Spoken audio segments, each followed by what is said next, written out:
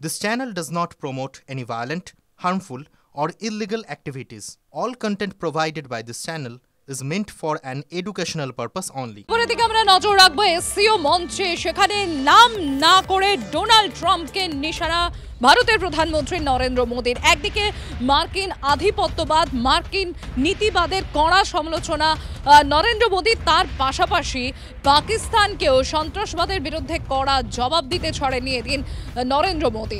আমরা এই নিয়ে আরো বিস্তারিত জানবো, আমরা কথা বলবো। আমার সহকর্মী সোমনাথ ভট্টাচার্য রয়েছেন আমাদের সঙ্গে। সোমনাথ, একই দিকে দুই দেশকেই, দুই রাষ্ট্রপ্রধানকেই কড়া বার্তা, এটা কত বড় ভারতের জন্য একটা কূটনৈতিক অবস্থান স্পষ্ট করা?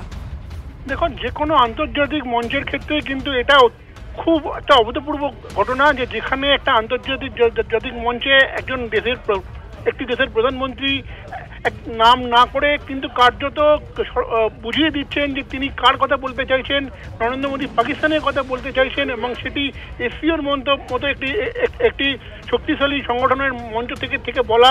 এই ঘটনার কিন্তু সাম্প্রতিককালে এমন ঘটনা কোনো গ্লোবাল মঞ্চে ঘটেছে বলে কূটনৈতিক মহল মনে করতে পারছে না। সুতরাং সেদিক থেকে কিন্তু এই মেসেজ খুবই স্ট্রং মেসেজ এবং একই সঙ্গে চীনকে পাশিয়ে রেখে বুঝিয়ে দেওয়া যে চীন এবং পাকিস্তানের যে বন্ধুত্ব, যে মদতের বিষয়টা আমরা এতদিন ধরে দেখে এসেছি, সেটা কিন্তু আগামী দিনে তার ডাইমেনশন আমরা চেঞ্জ দেখতে পারি। সেই একটা ইঙ্গিত কিন্তু এর মাধ্যমে স্পষ্ট হলো বলে কূটনৈতিক মহল মনে করছে। ধন্যবাদ সোমনাথ। আমরা একবার শুনবো প্রধানমন্ত্রী নরেন্দ্র মোদী এদিন ঠিক কি বলেন, কি বার্তা দেন। भारत पिछले 4 दशकों से निर्मम आतंकवाद का दंश झेल रहा है।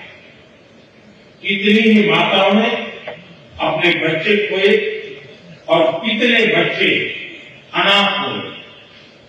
हाल ही में हमने पहलगाम में टेररिज्म का बहुत ही घिनौना रूप देखा। यह हमला केवल भारत की अंतरात्मा पर ही आघात नहीं, यह मानवता में विश्वास रखने वाले हर देश, हर व्यक्ति को खुली चुनौती थी। ऐसे में प्रश्न उठना स्वाभाविक है, क्या कुछ देशों द्वारा आतंकवाद का खुलेआम समर्थन हमें स्वीकार्य हो सकता है?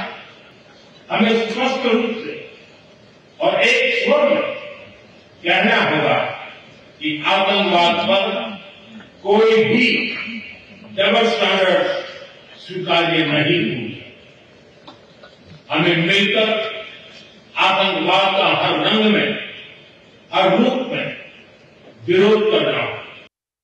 আমরা এই নিয়ে আরো একটু ডিটেলসে আলোচনা করব। ইতিমধ্যেই আমরা যোগাযোগ করতে পেরেছি স্ট্র্যাটেজিক এক্সপার্ট শুভাশিস ব্যানার্জি রয়েছেন আমাদের সঙ্গে। শুভাশিস বাবু, আন্তর্জাতিক মঞ্চ এসসিও সামিটে সেখানে বসে ভারতের প্রধানমন্ত্রী নরেন্দ্র মোদী একদিকে যেমন ট্রাম্পের আধিপত্যবাদের কড়া সমালোচনা করছেন, অপরদিকে চীনের মাটিতে বসে সন্ত্রাসবাদের বিরুদ্ধে নাম না করে পাকিস্তানকে কড়া বার্তা দিচ্ছে।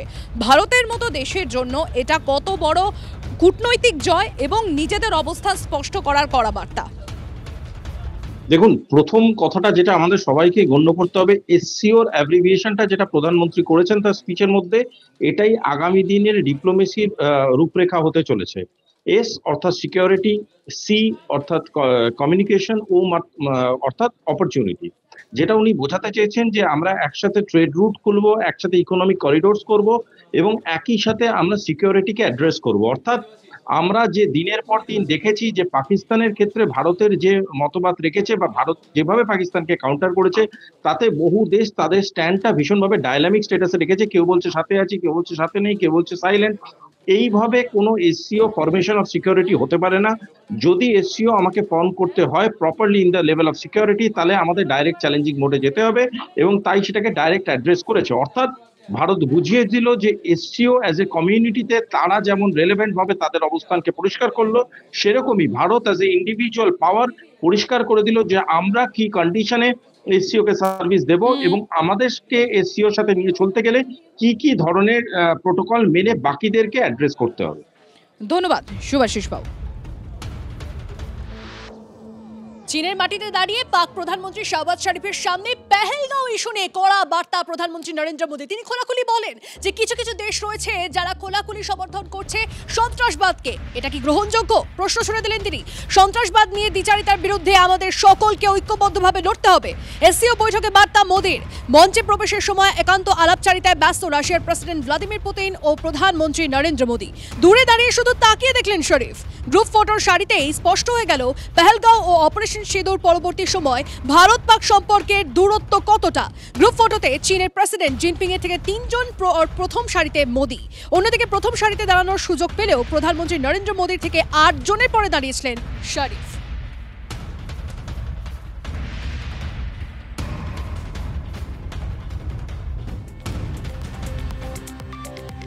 তো নিশ্চয় যেমন জানা ছিল যে এই এসসিও বৈঠকে নরেন্দ্র মোদী এবং ভ্লাদিমির পুতিন তারাও মুখোমুখি হয়েছেন। ভারত রাশিয়া সম্পর্কে জোর দিয়েছেন পুতিন। দুদেশের সম্পর্ক আরও মজবুত হবে বলেন পুতিন। মোদীকে বন্ধু বলে সম্বোধন রুশ প্রেসিডেন্টের। কঠিন পরিস্থিতিতে ভারত রাশিয়া একজোট বার্তা মোদীর। ইউক্রেনের সঙ্গে চলা যুদ্ধ পরিস্থিতির দিকে নজর রাখছে ভারত বললেন নরেন্দ্র মোদী।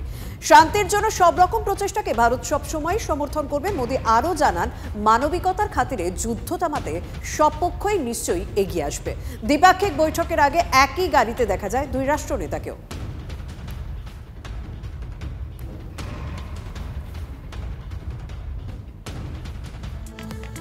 আর অবশেষে ভারতের চাপে নড়ল আমেরিকা। চীনের তিয়ানজিনে মোদী পুতিন বৈঠক শেষ হওয়ার পরই বড় চমক। মার্কিন দূতাবাসের এক্স হ্যান্ডেলে ভারতকে নিয়ে তাৎপর্যপূর্ণ বার্তা। আমাদের সঙ্গে রয়েছেন সহকর্মী সোমনাথ। সোমনাথ, ঠিক কি বলা হয়েছে এই বৈঠক সম্পর্কে, কি জানা যাচ্ছে? দেখো, এই বৈঠক সম্বন্ধে যেটা কিছুই বলা হয়নি।